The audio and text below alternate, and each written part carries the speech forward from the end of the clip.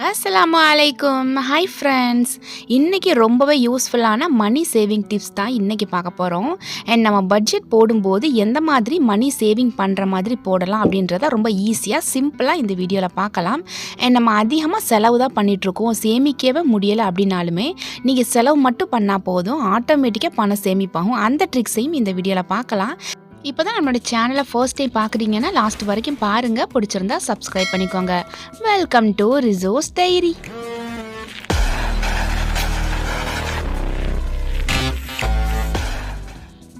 இதில் first tips நம்ம budget எப்படி போடலாம் அப்படின்னு பார்க்கலாம். பட்ஜெட் பார்த்திங்கன்னா ஒவ்வொரு குடும்பத்துக்கும் ஒவ்வொரு மாதிரி இருக்கும். சில பேர் வீட்டில் மெம்பர்ஸ் வந்துட்டு கம்மியான பேர் இருப்பாங்க, இன்னும் சில பேர் வந்துட்டு ஜாயின்ட் ஃபேமிலியில் இருப்பாங்க. அதனால் பொதுவாக நான் சில நம்பர்ஸ் வச்சு நான் போடுறேன். உங்கள் ஃபேமிலிக்கு ஏற்ற மாதிரி நீங்கள் அதை ஆல்ட்ரேட் பண்ணிக்கோங்க. ஃபஸ்ட்டு இபி பில் எடுத்துக்குவோம். இபி பில் அப்படின்னு பார்த்தா ஒவ்வொரு வீட்டுக்கும் ஒவ்வொரு மாதிரி வரும். ஸோ நான் வந்துட்டு ஒரு 700 to ஒரு 1000 ரூபீஸ் வரை போட்டுக்கிறேன். உங்கள் வீட்டுக்கு எந்த மாதிரியோ ஸோ அதே மாதிரி நீங்கள் போட்டுக்கோங்க. ஸோ நீங்கள் இன்றைக்கி இந்த மந்தில் நீங்கள் இந்த பட்ஜெட் போடுறீங்க அப்படின்னா அடுத்த மந்த்துக்கு கூடுதலாக போகுது அப்படின்னா நீங்கள் அதிகமாக வந்துட்டு கரண்ட்டை செலவு பண்ணுறீங்க அப்படின்னு நீங்கள் தெரிஞ்சுக்கோங்க.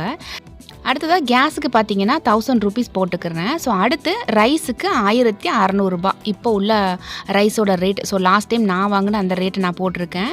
இது பேசிக்காக இந்த விஷயங்கள் எல்லாமே நம்ம வந்துட்டு ஒரு 2 மாதத்துக்கு ஒரு டைம் மட்டும் தான் வாங்குற மாதிரி இருக்கும். இந்த இவி பில் ஆகட்டும், கேஸ், ரைஸ், இது எல்லாமே நம்ம மாதம் வாங்க மாட்டோம். ரைஸ் வந்து நம்ம பெரிய மூட்டையாக எடுத்துட்டோன்னா ஒரு 2 மாதம், என்னோடய ஃபேமிலிக்கெலாம் 3 மாதத்துக்கு எனக்கு தாராளமாக வரும். அடுத்ததாக ரெண்டல் ஹவுஸ் அப்படின்னு பார்த்தீங்கன்னா நீங்கள் வில்லேஜில் இருக்கீங்கன்னா உங்களுக்கு வாடகை வந்துட்டு ஒரு 4000 ரூபா வரும். இது வந்துட்டு ரொம்ப மினிமமாக தான் நான் சொல்லியிருக்கேன். 5000 ரூபாய்க்கும் இருக்குது. ஸோ 5000 ரூபா 6000 ரூபா போக வேணாம். நமக்கு எந்த அளவுக்கு நம்மளோட வருமானம் இருக்கோ அதுக்கு தகுந்தது மாதிரி எடுத்துக்கலாம். அதனால் 4000 போட்டிருக்கேன். நீங்கள் சிட்டி சைடு இருந்தீங்கன்னா உங்களுக்கு 7000 உங்களுக்கு வர்ற மாதிரியான வீட்டில் நீங்கள் இருந்துக்கிறது பெஸ்ட்டு. அடுத்ததாக பாலுக்கு பார்த்தீங்கன்னா 1500 இருந்து 1800 வரை போட்டுக்கலாம். ஒவ்வொரு ஊர்லேயுமே பால் ரேட் வந்து கொஞ்சம் டிஃப்ரெண்ட் ஆகும். பட் அதோட ரேட்டை நம்ம கண்டிப்பாக கம்மி பண்ண முடியாது. அதனால நான் இந்த மாதிரி போட்டுக்கிறேன். அண்ட் பாக்கெட் பால் அப்புறம் பசும்பால் ரெண்டுமே ரேட் வைஸ் பார்த்தீங்கன்னா சேமாக தான் இருக்குது. உங்கள் ஊரில் வந்துட்டு பசும்பால் கிடைக்கிது அப்படிங்கிற பட்சத்தில் நீங்கள் பசும்பால் வாங்கி யூஸ் பண்ணிக்கலாம். அதுதான் ஹெல்த்தியும் கூட. அடுத்து மொபைல் ரீசார்ஜ்.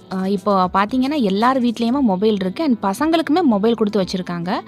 ஸோ மொபைல் ரீசார்ஜுக்கு அதிகமாக அமௌண்ட் செலவாகும். அதனால் நீங்கள் வருஷத்துக்கு இவ்வளோ அப்படின்னு பே பண்ணாமல் மந்த்லி நீங்கள் பே பண்ணுற மாதிரி பார்த்துக்கோங்க. சம்டைம்ஸ் நீங்கள் 3 மாதம் இல்லை 6 மாதம் போடும்போது அமௌண்ட் வைஸ் உங்களுக்கு கம்மியாகுது அப்படின்னா நீங்கள் அந்த மாதிரியான ஆஃபரில் கூட நீங்கள் ரீசார்ஜ் பண்ணிக்கலாம். அடுத்தது பார்த்திங்கன்னா நம்ம டிவிக்கு ரீசார்ஜ் பண்ணுறது. நிறைய பேர் ஒரு வருஷத்துக்கு இவ்வளோ அமௌண்ட் அப்படின்னு கட்டிடுவாங்க. ஆனால் அந்த டிவி வந்து அவ்வளோ பார்க்குறாங்களா அப்படின்னு பார்த்தா கண்டிப்பாக பார்க்க மாட்டோம். ஏன்னா எக்ஸாம் டைம்லலாம் பசங்களுக்கு வந்து டிவி பார்க்க நம்ம அலோவ் பண்ண மாட்டோம். அதனால மாதம் ரீசார்ஜ் பண்ணால் போதுமானது. அடுத்து இப்போ உள்ள காலகட்டத்தில் பார்த்திங்கன்னா ஸ்கூல் ஃபீஸ் அப்படின்றது ஒரு தனியான அமௌண்ட் எடுத்து வைக்க வேண்டியதாக இருக்குது. இப்போ வருஷத்துக்குலாம் பார்த்திங்கன்னா 5 பேபிக்கு முன்னாடி 48,000 வரை நான் ஸ்கூல் ஃபீஸ் கட்டினேன். பட் எனக்கு ஸ்கூல் ஃபீஸ் அப்படின்ற ஒரு விஷயமே இல்லை. இப்போ நான் டோட்டலாக என்னோடய பசங்களை வந்துட்டு கவர்மெண்ட் ஸ்கூலில் வந்துட்டு மாற்றிட்டேன். ஒவ்வொரு ஊர்லேயும் ஒவ்வொரு மாதிரி இருக்கும். எங்கள் ஊரில் வந்துட்டு கவர்மெண்ட் ஸ்கூலோட படிப்பு வந்து நல்ல குவாலிட்டியாக தான் இருக்குது. அதனால சேஞ்ச் பண்ணிட்டேன். அடுத்ததாக கிராசரி ஐட்டம்ஸ். நம்ம வீட்டுக்கு தேவையான பொருட்களில் ஒரு பாதி பொருட்கள் நமக்கு வந்துட்டு ரேஷன்லேயே போடுறாங்க. அதனால் ரேஷனில் பார்த்திங்கன்னா துவரம்பருப்பு, சீனி, ஆயில், மைதா, ரவை, இந்த மாதிரி விஷயங்கள் எல்லாமே நம்ம ரேஷன்லேயே வாங்கிக்கலாம். அடுத்து மற்ற கிராசரி ஐட்டம்ஸ் பார்த்திங்கன்னா ஹோல்சேலில் வாங்கிக்கலாம். இல்லைன்னா நம்ம வந்துட்டு மொத்தமாக, அதாவது மொத்த வியாபாரிகிட்ட நம்ம போய் வாங்கும்போது அந்த கடை விலைக்கு கொடுக்குற மாதிரி நமக்கு கொடுப்பாங்க. ஸோ அந்த மாதிரி இடம் பக்கத்தில் இருந்துச்சு அப்படின்னா அந்த மாதிரி கூட நீங்கள் வாங்கிக்கோங்க. ஸோ இது வந்து ஒவ்வொருத்தவங்க வீட்டுக்கும் ஒவ்வொரு மாதிரி வரும். அதனால் அதோட அமௌண்ட் நான் வந்துட்டு எழுதலை. அடுத்து ஃப்ரூட்ஸ் அண்ட் வெஜிடபிள்ஸ். இது வந்துட்டு நம்ம வார சந்தையில் போகும்போது நமக்கு ஃப்ரூட்ஸ் ஆகட்டும் இல்லை வெஜிடபிள் ஆகட்டும் நல்லா ஃப்ரெஷ்ஷாகவும் இருக்கும். அதே நேரத்தில் ரேட் வைஸ் வந்துட்டு நல்லா நமக்கு கம்மியாகவும் நமக்கு கிடைக்கும். அதனால வீக்லி ஒன்ஸ் இந்த மாதிரி நீங்கள் வாங்கி யூஸ் பண்ணிக்கலாம். ஏன்னா இதில் வந்துட்டு நீங்கள் எக்ஸ்ட்ரா செலவு அப்படின்னு போட்டு இன்னும் கொஞ்சம் அமௌண்ட்டும் நீங்கள் சேவ் பண்ணிக்கலாம். அதாவது நீங்கள் வெளியில் போகிறீங்க, ரெஸ்டாரண்ட் போகிறீங்க, ஏதாச்சும் வெளியில் வந்து ஃபங்க்ஷனுக்கு போகிறீங்க அப்படின்ற அமௌண்ட்டுமே நீங்கள் தனியாக சேவ் பண்ணி வச்சுக்கலாம். அடுத்தது நான்வெஜ். எங்க ஊர்ல பார்த்தீங்கன்னா, பக்கத்திலே கடல் இருக்கிறதால மீன் வந்துட்டு அடிக்கடி மீன், இறால், கனவாலாம் வாங்குவோம். ஸோ எங்கள பொறுத்தவரை கறி வாங்குறது தான் நான்வெஜ் அப்படிங்கிற மாதிரி. அதனால வீக்லி ஒன்ஸ் மட்டும் வாங்கினா போதும் அப்படின்ற மாதிரி நான் பட்ஜெட் போட்டு வச்சுப்பேன். ஸோ உங்க வீட்ல எந்த மாதிரி பட்ஜெட் போடுறீங்க அப்படின்றத பொறுத்து தான் உங்களுடைய செலவுகளுமே அமையும். ஸோ ஒருத்தவங்க வீட்ல இந்த மாதிரி பட்ஜெட் போடுறாங்க அப்படின்னா, அது எல்லாருக்குமே செட் ஆகாது. ஸோ இத பார்த்து உங்களுக்கு ஏதாச்சுமே ஒரு ஐடியா கிடைக்கும். அத பார்த்து நீங்க இந்த மாதிரி பட்ஜெட் போட்டு வச்சுக்கோங்க. அடுத்து எமர்ஜென்சி அமௌண்ட் அப்படின்னு சொல்லிட்டு தனியாக எல்லாருமே எடுத்து வச்சுப்பாங்க. சில பேர் நினைப்பாங்க எமர்ஜென்சி அமௌண்ட் எடுத்து வைக்கும்போதே இது நம்ம ஒரு அவசர காலத்துக்கு ஒரு மருத்துவ உதவிக்கு யூஸ் பண்ணிக்கிறோம் அப்படின்ட்டு. நம்ம அப்படி நினைக்கிறனால தான் அந்த மாதிரி ஒரு சுச்சுவேஷன் வருது அப்படின்றது என்னோட மைண்ட் செட். அதனால எமர்ஜென்சி அமௌண்ட் அப்படின்றது வைக்கும்போது ஏதாச்சும் ஒரு தேவைகள் அப்படின்னு நினச்சி தான் நான் சேவ் பண்ணுவேன். காய்கறிகள் நம்ம வந்துட்டு வாங்கும்போது சில நேரங்கள்ல 2 கிலோ, 3 கிலோ அப்படின்ட்டு நம்ம வந்துட்டு ரொம்ப அதாவது அந்த விளைச்சல் அதிகமான நேரங்கள்ல இந்த மாதிரி நமக்கு ஆஃபர்ல குடுப்பாங்க. ஸோ அந்த டைம்ல நமக்கு தேவைப்படுற காய்கறிகள இப்படி நம்ம ஆஃபர்ல வாங்கிக்கலாம். வாங்கி நம்ம வேஸ்ட் பண்ணக்கூடாது. அந்த வெஜிடபிள்ஸ்க்கு ஏற்ற மாதிரி நம்ம ஒரு மெனு வந்துட்டு ரெடி பண்ணிட்டோம் அப்படின்னா 1 வீக்குக்கு இந்த விஷயம் நம்ம பண்ணலாம் அப்படின்ட்டு நம்ம தெரிஞ்சுக்கலாம். ஸோ ஃப்ரீ டைமில் இருக்கும்போது என்னென்ன காய்கறி இருக்குது அப்படின்னு நோட் பண்ணி வச்சுக்கிட்டு ஒரு மெனு மாதிரி ரெடி பண்ணி வச்சுக்கோங்க. இது ரொம்பவே யூஸ்ஃபுல்லாக இருக்கும். அண்ட் நம்ம ஃப்ரிட்ஜை நம்ம வந்துட்டு அடிக்கடி நம்ம க்ளீன் பண்ணுற மாதிரி பார்த்துக்கிறணும். ஏன்னா ஒரு மாதத்துக்கு ஒரு டைம் க்ளீன் பண்ணோம் அப்படின்னா அது உள்ளே என்ன வெஜிடபிள்ஸ் இருக்குது, என்ன வச்சோம், ஏது வச்சோம் எதுவுமே தெரியாமல் நிறைய பொருட்கள் கெட்டு போகிறதுக்கும் சான்சஸ் இருக்குது. அதனால பொருட்களை கவனமாக பயன்படுத்துங்க.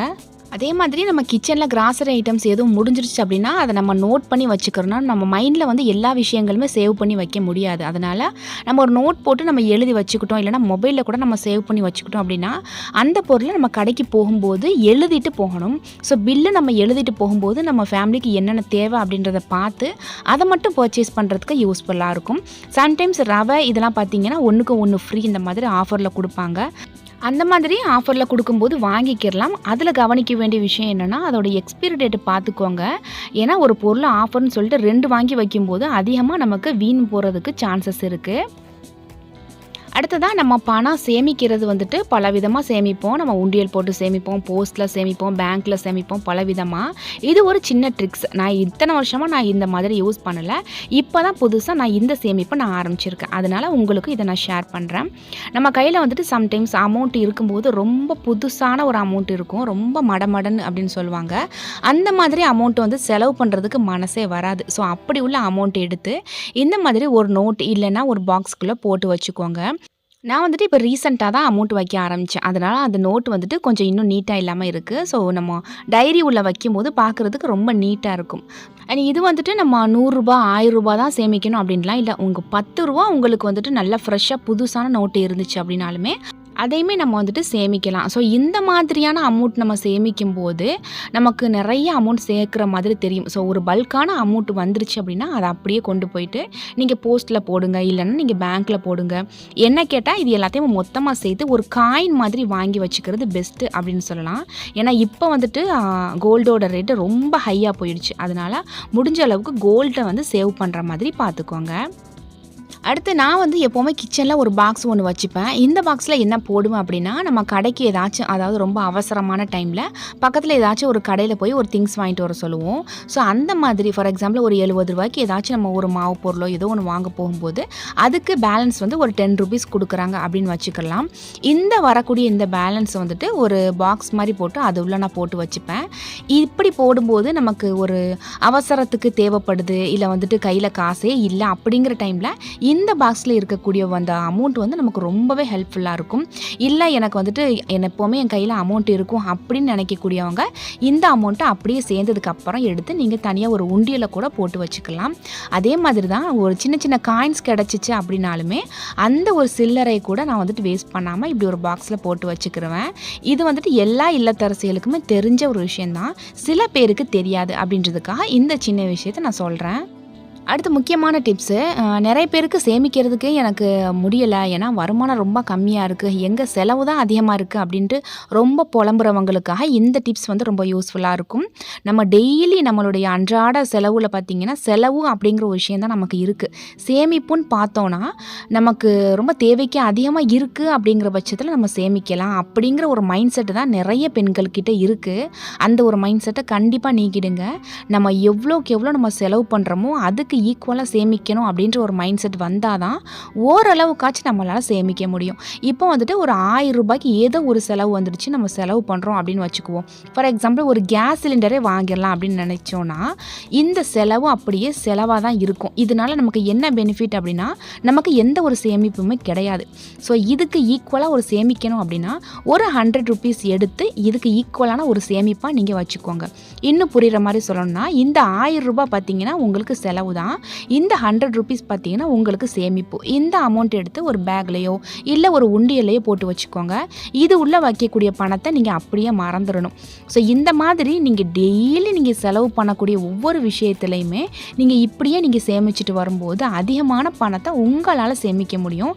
ஆனால் இதை கண்டிப்பாக பண்ணணும்னு நினச்சா மட்டும்தான் முடியும். சில நேரங்களில் ஒரு ₹100 மட்டும் நம்ம செலவு பண்ணுவோம், ஏதாச்சும் ஒரு திங்ஸ் வாங்குவோம். அதனால அதுக்கு பதிலாக ஒரு ₹10 நீங்கள் சேமிப்பில் போடுங்க. ₹10 போட முடியாதுங்க அப்படின்னு நினச்சிங்கன்னா ஒரு ₹5 கூட நம்மளால் போட முடியாமல் இருக்காது. கண்டிப்பாக ₹5 அப்படின்றது நம்ம எல்லார்கிட்டையுமே இருக்கும். அதனால் ஒரு ₹100 செலவு பண்ணுறீங்க, ஒரு ₹50 செலவு பண்ணுறீங்க அப்படின்னா அதுக்கு பதிலாக ஒரு ₹5 மட்டும் நீங்கள் அந்த காயின்ஸை போட்டுட்டு வாங்க. இப்படி சேமித்தாலுமே அதுவுமே ஒரு பெரிய அமௌண்ட்டாக தான் வரும். ஸோ கண்டிப்பாக இதை ஃபாலோ பண்ணுங்கள். அடுத்ததாக நம்ம கிட்ட ஒரு பொருள் இருக்குது அப்படிங்கிற பட்சத்தில் நம்ம இதே மாதிரி இன்னொரு பொருள் வாங்கணும் அப்படின்னு நம்ம ஆசைப்படக்கூடாது. நம்மக்கிட்ட இல்லை, தேவைப்படுது, ரொம்ப ரொம்ப முக்கியமாக தேவைப்படுது அப்படிங்கிற பட்சத்தில் அந்த பொருள் வாங்கலாம். அதுவுமே ஆஃப்லைனில் நீங்கள் போய் வாங்குறத விட ஆன்லைனில் வாங்கும்போது உங்களுக்கு நிறைய பெனிஃபிட்ஸ் கிடைக்கும். என்னென்னா உங்களுக்கு பிடிச்ச பொருளை நீங்கள் கார்ட்டில் போட்டு வச்சுக்கோங்க. ஆஃபர் வரும்போது அதை நீங்கள் எடுத்து செக் பண்ணி பார்க்கலாம். ரேட் வந்து கம்மியாக இருக்குது அப்படின்னா கண்டிப்பாக அதை பர்ச்சேஸ் பண்ணலாம். அதே மாதிரி தான் இந்த ஒரு ஹேண்ட்பேக் நான் வாங்கணும்னு நினச்சிட்டு இருந்தேன். கொஞ்சம் சிம்பிளாக ஒரு நம்ம பேங்க்கு போகிற மாதிரி, பேங்க் புக்கு வச்சு யூஸ் பண்ணுற மாதிரி, ஜஸ்ட் ஒரு மொபைல் மட்டும் வச்சு கொண்டு போகிற மாதிரி சிம்பிளாக வாங்கணும்னு நினச்சேன். ஒரு ஹேண்ட்பேக் அப்படின்னு எடுத்தால் கண்டிப்பாக ₹600 ₹700 தான் வரும். இந்த ஹேண்ட்பேக் பார்த்திங்கன்னா ஃப்ளிப்கார்ட்டில் தான் நான் ஆர்டர் பண்ணியிருந்தேன். இதோட ரேட் பார்த்திங்கன்னா ஒரு ₹200 தான் வரும். நம்ம எப்போவாச்சும் சிம்பிளாக கொண்டு போகணும் அப்படின்னு நினைக்கும் போது தான் இந்த பேக்கை யூஸ் பண்ண போகிறோம். அதனால அதிகமாக ரேட் கொடுத்து வாங்க வேணாம் அப்படின்ட்டு இதை நான் வந்துட்டு ரொம்ப கம்மியான அமௌண்ட்டுக்கு நான் வாங்கியிருந்தேன். இதோட லிங்க் நான் டிஸ்கிரிப்ஷனில் கொடுக்குறேன். உங்களுக்கு தேவைப்பட்டுச்சுன்னா நீங்கள் பர்ச்சேஸ் பண்ணிக்கோங்க. இன்னும் சில பேர் லட்சக்கணக்கில் எல்லாம் ஹேண்ட்பேக் வாங்குறவங்களும் இருப்பாங்க. ஒரு ரியாலிட்டி ஷோவில் கூட நான் ரீசெண்டாக பார்த்தேன். எனக்கு அதுதான் ஞாபகம் வந்துச்சு. நம்ம வந்துட்டு அடுத்தவங்க பார்த்து இந்த பொருள் ரொம்ப ஹை குவாலிட்டியாக இருக்குது அப்படின்னு நினைக்கிறதுக்காக நம்ம வந்து பணம் ரொம்ப செலவு பண்ணணும்னு எந்த அவசியமும் கிடையாது. நம்ம வாழ்க்கை நாம தான் வாழ போகிறோம். அதனால் நம்ம இஷ்டத்துக்கு நமக்கு பிடிச்ச மாதிரி வாழ்ந்துட்டு போகலாம் அப்படின்றதான் என்னோட பாலிசி. ஸோ புது பேக்கில் வந்துட்டு ஃபஸ்ட்டு பிஸ்மில்லா சொல்லி ஒரு ₹100 உள்ளே வைக்க போகிறேன். உங்களுடைய ஹேண்ட்பேக் இருந்துச்சு அப்படின்னா கண்டிப்பாக அது உள்ள ஒரு ₹10 வச்சுக்கோங்க. ஏன்னா பேக்கில் வந்துட்டு எந்த அமௌண்ட்டுமே இல்லாமல் வச்சுக்காதீங்க. ஒரு செலவுக்கு ஏதாச்சும் நம்ம அந்த பேக்கில் ஓப்பன் பண்ணி பார்க்கும்போது எதுவுமே இல்லாமல் இருந்துச்சுன்னா இன்னும் நமக்கு வந்து நெகட்டிவ் தாட்ஸாக போயிடும். ஸோ பேக்கில் கூட பணம் இல்லை அப்படின்ற மாதிரி ஒரு எண்ணம் வரும். அந்த எண்ணம் வரக்கூடாது அப்படின்றதுக்காக எப்போவுமே உள்ளே வந்துட்டு அமௌண்ட் வச்சுக்கோங்க. ₹100 தான் வச்சுக்கிறணும் அப்படின்னு ஒன்றும் அவசியம் இல்லை. ஒரு ₹20 கூட நீங்கள் உள்ளே வச்சுக்கலாம் பேக் உள்ள. இதை வந்துட்டு உடனே நீங்கள் வெளியில் போகிற நேரம் ஃபுல்லாமே இதை செலவு பண்ணணும் அப்படின்னு எந்த அவசியமும் கிடையாது. ஜஸ்ட் ஒரு சப்போர்ட்டுக்காக அந்த ஒரு பேக் உள்ள இருக்கணும் அப்படின்றதுக்காக நான் சொல்கிறேன். ஸோ இந்த டிப்ஸை கண்டிப்பாக ஃபாலோ பண்ணுங்கள். அதே மாதிரி நம்ம பணத்தை இன்னும் இன்க்ரீஸ் பண்ணுறதுக்கு என்ன பண்ணலாம் அப்படின்னா உங்களுக்கு தெரிஞ்ச பிஸ்னஸ் பண்ணுங்கள். நீங்கள் வேலைக்கு போகணும்னு நினச்சிங்கன்னா கண்டிப்பாக வேலைக்கு போங்க. இல்லை நம்மளுடைய திறமையை நம்ம இன்னும் வளர்த்துக்கிறோம் அப்படின்னு நினச்சிங்கன்னா அதுக்கான விஷயங்கள்லையும் ஈடுபடுங்க. ஏன்னா இப்போ வரக்கூடிய காலகட்டங்களில் ஆண்கள் மட்டும் சமாளிக்க முடியாது வீட்டை. ஸோ பெண்களும் சேர்ந்து கை கொடுத்தா மட்டும்தான் ஒரு ஃபேமிலியை ரன் பண்ண முடியும். விலைவாசி பார்த்திங்கன்னா ரொம்ப அதிகமாகிருச்சு. உங்கள் எல்லாருக்குமே தெரியும்.